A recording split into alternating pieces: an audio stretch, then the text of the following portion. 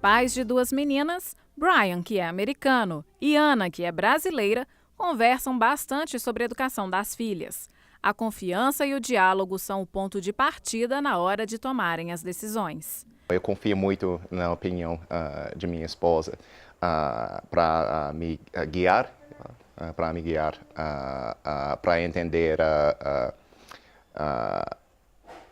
a situação nas escolas aqui. Em relação ao meu marido, ele é uma pessoa bem mais tranquila e flexível. Então, assim, ele confia em mim, a gente conversa e ele estranha algumas coisas, mas depois ele vai se adaptando, né? Mesmo com a esposa explicando certos costumes brasileiros, ele ainda tenta se acostumar a algumas situações. Um exemplo seria maquiagem nas crianças. Essa é uma ideia um pouco estranha para um americano. Porque quando você pensa sobre pais que botam maquiagem nas crianças, você pensa, um americano pensaria sobre esses concursos de beleza para as crianças. É uma ideia um pouco estranha. Então, para ver isso eu precisava adaptar um pouco. E ainda eu não estou totalmente confortável. As festas de aniversário infantis também causam estranhamento. Quando eu era uma criança, uma festa de aniversário, seria minha mãe jogando bola fora de casa e eu posso convidar talvez 6 amigos e brincando com bola para algumas horas e todo mundo volta para casa. Mas aqui eu não estou totalmente acostumado com essas festas de 100 pessoas. E a cobrança que as crianças sofrem quando o assunto é educação impressiona o americano. Eles têm esse foco aqui, muitas escolas para esses mini vestibulares, e acho que um pouco de pressão para as crianças. Sempre que viaja para os Estados Unidos, Ana observa os costumes do país e tenta aplicar alguns deles na criação das meninas. E aqui no Brasil a gente mima muito as crianças. E lá nos Estados Unidos as crianças são menos mimadas. Nós damos muito poder para as crianças e eu acho que isso às vezes acaba estragando um pouco. Mas outros hábitos ela prefere não seguir. Que eu não gostaria de liberar as minhas filhas com 16 anos, não. Eu queria que elas ficassem comigo, de preferência até casarem. E lá, com 16 anos, assim, a grande maioria, as crianças deixam as casas e vão se virar, vão aprender a viver sozinho. O que eu vejo que no final ele dá uma bagagem muito boa, uma independência para os adolescentes que fazem isso, mas o meu marido também concorda comigo. Eu prefiro, assim, se eu puder escolher, que a gente tenha elas por perto por mais tempo. Que legal, né? Estar agora para conversar mais sobre este assunto com a psicóloga Carla Campos. O sotaque ali do americano já falando português. Não fica, né? Por mais que treine, não vai ficar brasileiro. Não vai ficar. Né? Carla, muito obrigado pela sua presença. A Carla, que é a esposa do pastor José Campos, meu amigo. É a mãe da Esther e mãe da Ágata. Isso, não é isso? Mesmo, isso mesmo. Duas lindas princesas. É verdade. Carla, como estão as coisas? Tudo bem? Tudo ótimo, graças a Deus. Estar aqui sempre é um privilégio, poder estar privilégio falando é nosso. Maravilhoso aí, né? Privilégio é nosso, porque eu falo com o pessoal de casa que quem está ligado no De Tudo Um Pouco sai na frente. Porque é só profissional maravilhoso, só gente de primeira qualidade aqui, prateleira de cima, que a gente traz aqui para oferecer o melhor para você, telespectador. Carla, qual que é a maior dificuldade então aí? Como eu disse, criar filhos já é um negócio, criar não, né? Criar qualquer um cria. Educar filhos, né, já é uma tarefa já árdua, vamos dizer assim. Agora, pais de nacionalidade diferente, o que você diz sobre essas que podem ser as maiores dificuldades? Tem essas dificuldades principalmente por causa das culturas, né? E agora essa coerência entre os pais, ela é fundamental para que a criança, inclusive, se vê segura e até mesmo bem adaptada a essa realidade. Eles têm que estar bem sintonizados, Bem sintonizados. E uma das coisas que todos os pais precisam é de um bom diálogo, né? E um diálogo com coerência, pais. Porque não adianta um bom diálogo individual, sendo que a outra parte, inclusive, não concorda. Então nós temos que sempre pensar o seguinte, não existe uma cultura melhor do que a outra. todo ser humano, inclusive, um é diferente do outro. Então não existe a cultura X é melhor do que a Y e vai por aí afora. Todas as culturas são boas. Agora, quais que serão os critérios adotados pela família para a educação do filho? Uma coisa que não pode ser ignorada, que eu vejo que entra em primeiro plano, é respeitar o processo de desenvolvimento infantil.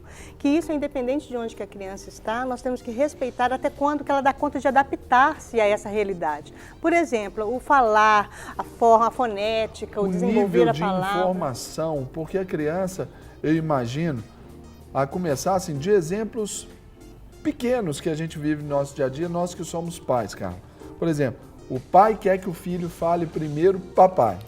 A mãe quer que o filho fale primeiro mamãe. Já fica aquele bombardeio ali em cima do filho. Papai, papai, mamãe, mamãe, papai, papai. Imagina, daddy, mamãe, papai. Isso deve trazer uma confusão na vida dos meninos. Então, assim, as crianças, elas podem ficar inseguras com essa questão até bilíngue mesmo, né? Porque um pai vai querer falar um idioma, o inglês, a mãe vai querer, que é brasileira, vai querer falar em português, mas talvez estão morando em Londres. Então, assim, qual que é a realidade que vamos educar esses filhos? E até essa criança, por exemplo, no desenvolvimento dela, porque indo, por exemplo, à escola, os outros amiguinhos vão estar também todos. Que aí e olha para você ver, essa é a cultura dela. Vamos colocar numa criança brasileira com 2 pais, por exemplo, que sejam de nacionalidades diferentes. Espanhol e americano. Então, espanhol e americano. Então, vamos colocar, a mãe escolhe falar em espanhol e educar o filho em espanhol. Então, a primeira coisa que eu acho que tem que haver é uma coerência na educação. Se eu vou usar o meu idioma paternal para educar, o tempo todo eu vou falar e conversar com essa criança com esse idioma. O pai vai usar o inglês, ele vai ser um pai americano, ele vai usar o idioma dele. Então, que ele use e utilize essa cultura, que ele ensine, que ele pegue livros, que ele pegue músicas, que ele vai educando no idioma dele e a mãe no dela. E a criança, na realidade, vai estar aqui no Brasil. Ela tem a cultura dela com as crianças em volta dela. Isso tem que ser respeitado, porque no processo de desenvolvimento da personalidade, ela tem que saber adaptar-se ao que? A cultura onde que ela realmente está sendo educada. Então, se ela está com uma nacionalidade brasileira, os coleguinhas dela são brasileiros, eles falam em português. Ela vai conviver com as leis brasileiras. Com as leis brasileiras. As pessoas, em maior parte, brasileiras. Então, igual nós vimos, eu não quero permitir que o meu filho ou minha filha, por exemplo, igual o caso da mãe, que ela, inclusive, saia com 16 anos de idade, já tenha liberdade plena. Na cultura americana, com 16 Isso é natural. anos, o filho já bate asas e já vai voar. E o daqui hoje está ficando até 30, né, Serginho? Aqui nós estamos vivendo ainda a adultescência, né, cara? Exatamente. É tanto que você sabe que dentro da própria psicologia já se perdeu até onde que está indo essa adolescência, né? Verdade. A idade que ia até 21 anos, agora já tinha passado para 25, agora dos 25 não se sabe até onde. E até numa pesquisa de uma universidade britânica já estabelece esse tempo aí, que seria da fase adulta, como isso ficou ainda meio incerto, aí já estão estabelecendo o nome já de adultescência. Para isso que não amadureceram ainda. Exatamente, são adultos que ainda estão na adolescência. Exatamente. E essa cultura, ela é tão importante porque nós somos seres culturais, nós somos seres sociais, nós somos seres que inclusive precisamos desse vínculo com o outro. E temos dentro de nós uma necessidade de heredoconstituição, que é o quê? Eu tenho dentro de mim uma herança genética do meu pai e da minha mãe. Então, de qualquer maneira, essa parte que o pai e a mãe passa dessa herança paterna de cada um, paterna e materna, isso é bom, é legal se ele manter para a criança isso, para que ela consiga saber, isso aqui é do meu pai, isso aqui é da minha mãe, isso aqui sou eu.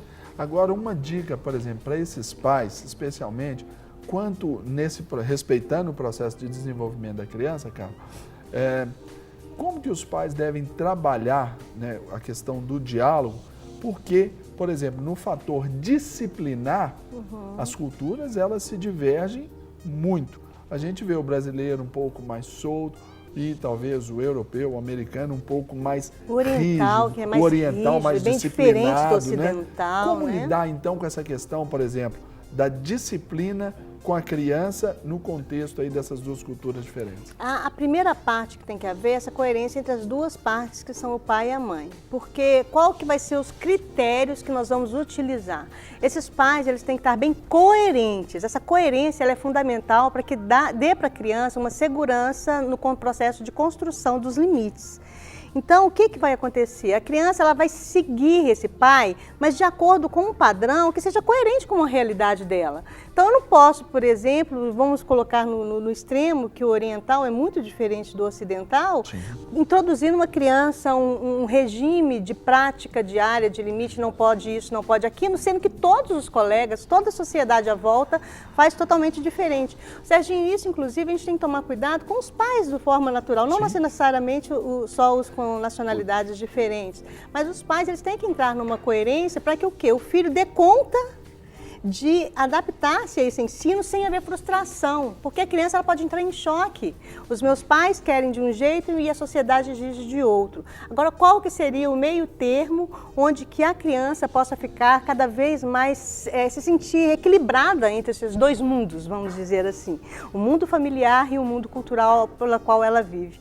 Então, o pai tem que facilitar, tem que equilibrar e o quê? O diálogo, não tenha dúvida, é o melhor, mas é um diálogo antes vocês, pais, já entraram num acordo para depois transmitir isso para o filho e enxergar o mundo pelo qual ele está vivendo, para que, inclusive, possa ensinar o que é certo, o que é errado, o que pode, o que não pode, e deixar a própria criança, inclusive, fazer essas adaptações de acordo com a faixa etária que ela tem. Ela vai criando ali, formando, né, aqueles são os absolutos dela, né, para quando chegar ali na adolescência, ela saber tomar o rumo na vida, né? Os limites, eles têm que ser dados, né? O não, por exemplo, quando se introduz numa criança, a maioria das vezes ela não vai saber o porquê dele. Ela vai querer contestar, ela vai querer brigar, mas o não que do é pai natural. é não. Isso é natural, natural faz parte, dela. né? Ela vai, inclusive, ficar na faixa do não um bom tempo, né? Agora, o pai que tem que preservar essa postura. Não é não. Né? Então, porque tem hora que ele se cede à chantagem da criança. Aí a criança, em vez de ficar segura, ela fica insegura. Agora, Carla, nós falamos aí sobre esse aspecto comportamental. No aspecto cognitivo, ali na questão do aprendizado da criança, uma, duas ou mais línguas podem trazer algum prejuízo para a criança no aspecto do seu desenvolvimento, ou isso é bom, aproveitando que a criança tem essa capacidade aí? Não, hoje estudos recentes provam que isso é benéfico para a criança, porque o processo cognitivo, quanto mais cedo a criança começa a aprender esse idioma, mais o cérebro vai absorvendo com muita facilidade, que ela tem condição de realmente desenvolver, inclusive, vários tipos de linguagem, com fonéticas, inclusive, bem parecidas com o que é feito no original. Agora, temos que respeitar o tempo, porque a criança, inclusive, ela vai falar, até a criança natural, ela vai falar com coerência e com equilíbrio, respeitando a faixa etária. Os 4, 5 anos de idade... Então, aí é que vem a minha pergunta.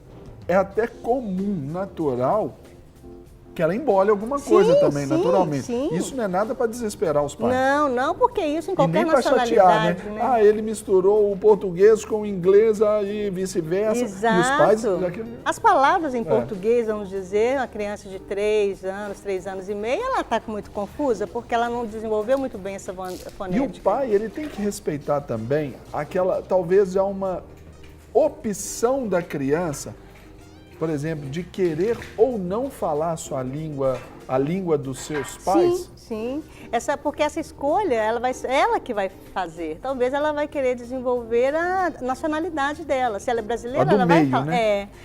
Eu sei falar do pai, sei falar da mãe, né? Ela pode ser bilíngue, trilíngue, ela pode ser uma poliglota, falar vários idiomas, que inclusive exatamente esse desenvolvimento cognitivo, quanto mais cedo se aprende, mais ela vai ter facilidade de aprender qualquer outra língua depois.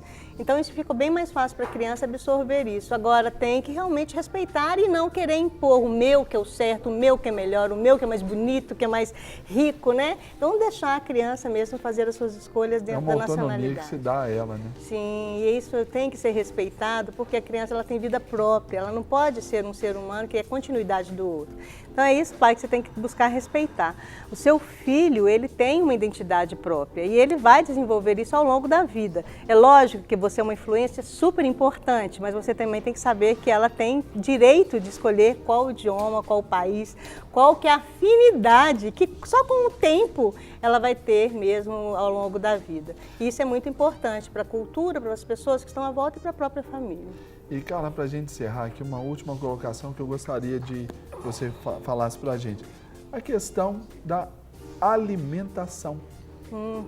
Pode parecer algo normal, mas às vezes choca. Sim. O estilo de vida o exemplo ali, o que foi da matéria, de um americano para um brasileiro, é diferente os padrões. Os paladares, Embora algumas né? coisas estão, né? Os paladares são... talvez a criança não vai querer comer chucrute, né? Talvez ela não vai querer comer... Os alemães.